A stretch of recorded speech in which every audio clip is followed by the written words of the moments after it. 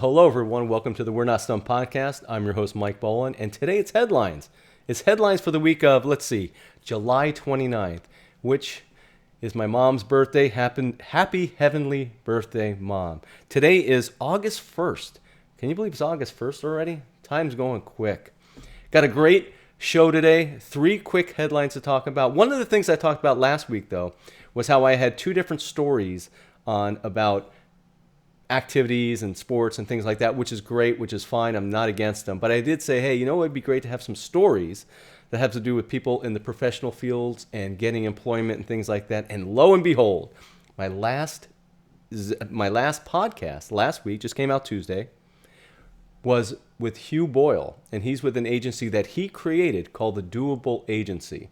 And what they are, they're a marketing agency, full service marketing agency that employs up to 70% disabled people. He himself, on March 4th of 2022, had his right leg amputated, and it gave him a sense of purpose, and he started the Doable Agency. So I highly recommend listening to that podcast. Hugh's a great guy, and again, thank you so much, Hugh, for being on the podcast. So let's get right to it. Headline number 1, Diveheart Deep Pool Project. And this comes from Jim Elliott. He's the founder and president of Diveheart. We actually have a common friend, and that's how I got to be introduced to Mr. Elliott. He's doing great things at Diveheart. But before I talk about the Deep Pool Project, let me tell you a little bit about Diveheart. Diveheart is a nonprofit, tax-exempt organization. The purpose of Diveheart is to provide and support educational scuba diving programs that are open to any child, adult, or veteran with a disability, with the hope of providing both physical and physiological therapeutic value to that person. Diveheart works with individuals who have a variety of disabilities, including physical and developmental, vision and hearing, amputations, traumatic brain injuries, post-traumatic stress disorder, and even more. So Diveheart seeks to help these participants by, as they say, imagine the possibilities in their lives. So that's great. That's a little bit about Diveheart. They're doing great things. Now let me talk about their Deep Pool Project. This is an ambitious initiative that aims to revolutionize the therapeutic possibilities for all abilities. It's going to create the world's deepest warm water therapy pool. Housed in the Diveheart Education and Research Facility in Chicago, in the suburbs of Chicago, this hub will prioritize inclusivity, serving a transformative space for those with physical and cognitive challenges to experience adaptive scuba therapy. With a patented pool design, the facility will be committed to sustainability, employing a net zero approach for minimal environmental impact. Beyond the pool, this visionary product will seek to build a global destination for scuba therapy, offering vocational opportunities and fostering commitment and empowerment. They're seeking donations to get this pool going, and Diveheart is a fantastic organization. So if you are able to, I would strongly urge my listeners to go to diveheart.org, go to the donation page, and give to this great initiative. It can help so many different people. So to everyone at the Diveheart organization, keep doing the great things you're doing. Jim, what a great thing you started there. And like I said, listeners, if you have the means, please go by diveheart.org and donate to their mission. Headline number 2. After leg amputation, an ex-UK men's basketball player confronts a changed life. One morning in late May, Todd Swoboda awakened to a searing pain in his right leg. Nevertheless, the former University of Kentucky's men's basketball folk hero stuck with his plan to attend a 5-kilometer foot race to watch his 14-year-old daughter participate. So severe was the pain that Swoboda had to use a walker to attend the race. The rest of the day, I just went downhill, Todd said. I was in so much pain, I could not get comfortable. In 2014, UK healthcare doctors had installed a megaprosthesis, which I'm not familiar with a megaprosthesis, in Swoboda's right leg. The knee replacement became necessary for Swoboda after the former UK player discovered a small bump on the back of his right leg. The knee replacement became necessary after the former UK player discovered a small bump on the back of his right knee, which led to a diagnosis that he had osteosarcoma, an aggressive form of bone cancer. Now, 10 years later, Swoboda went back to his UK doctors to inquire about the pain he had in his leg. They told him an infection had set around the megaprosthesis. There's always a risk of infection, and I knew that, Swoboda said. The infection just kind of appeared all at once, but I have a feeling that it's been there for quite a while. It hit me with extreme pain. Initially, his concern was to see if doctors could lessen the pain enough to allow him to attend the wedding of his 23-year-old son. And that goal was fulfilled.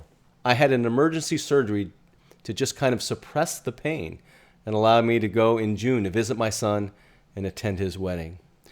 When the Clark County resident got back to Kentucky, however, there was a medical reckoning he had to face. I went back to UK. My original doctor, Dr. Patrick O'Donnell, who had been on my case since day one, he helped me figure out what was going on and what the next steps were going to be. As it turns out, the next step involved a word, amputation, no one wants to hear, said Swoboda. I met with my doctor, and he was like, there's only really one path to get rid of this nasty infection, and that's to do an above-knee amputation on your leg. I'm going to jump ahead in the article a little bit. In his one season at Kentucky, Swoboda didn't log much court time on Rick Pitino's 92-93 Wildcats. They reached the Final Four, and on that team there were stars such as Jamal Mashburn and Travis Ford. Swoboda played 13 games, yet the 6'9" product of Princeton High School in Cincinnati became a fan favorite. He is remembered even now for putting an exclamation point on the UK's return to the Final Four by swishing a three-pointer with 4 seconds left in a 106-81 victory over Florida State in the 1993 NCAA Tournament Round of 8. And I'm going to jump ahead in the article again. In the weeks since his amputation was performed, and this is just on July 11th, he says that he has experienced a common phenomenon known as phantom limb pain, something we know about on this podcast. And it's explained in the article, an amputee continues to feel sensations as if the removed extremity was still intact. And what Todd says, he says, right now it kind of feels like my foot is still there and I've got an itch. Because Swoboda has lived such a physically active life, friends and family want to ensure that he can afford the highest quality of prosthetic leg and are fundraising towards that goal. The hope is a top-tier prosthetic leg would allow Swoboda to continue to ride his bike, play pickleball, or work in the yard, as well as to fully resume his duties in his job as an engineer at East Kentucky Power Cooperative. To that end, a GoFundMe page has been set up. Well, I will link to the GoFundMe page within the description. I don't have it right here in front of me. You can look up Todd Swoboda. I'm sure you can find it that way. If not, like I said, it'll be on the description within the podcast, whether the audio podcast on Apple or Spotify, and certainly on YouTube. So, Todd, keep fighting a good fight. You're going to be fine. If you want to come on the podcast, I'd love to have you. Headline number 3. This one comes from Kenny Orthopedics in Carmel, Indiana. The headline is, they lost limbs. Now they're learning to walk again. The treadmill hummed, the parallel bars creaked, and Van Halen's Jump blasted from the speaker. In the middle of it was Curtis Wayman, a physical therapist who functioned like a conductor, pointing from station to station, shouting instructions and words of encouragement. I want you dancing for me, he called to Lori McCown, a 60-year-old from Indianapolis, who had an amputation after complications with diabetes. Each person in the room had lost at least one limb. They came from across the city and suburbs to Kinney Orthotics, just over the county line into Carmel. And they provide free exercise classes, and they provide specialized care that most people can't get at other gyms or otherwise afford. And here's something that's interesting. Indiana ranks as one of the worst states in the country for limb loss because of the high rates of diabetes and vascular disease. I did not know that. Leading to more and more patients who need help walking again. Diabetes is linked to nerve damage and artery disease, which increases the risk of infection or tissue death, and that's what happens with the amputation. And in severe cases, amputation is the only option. But there isn't always long-term support when it comes to what comes after the amputation.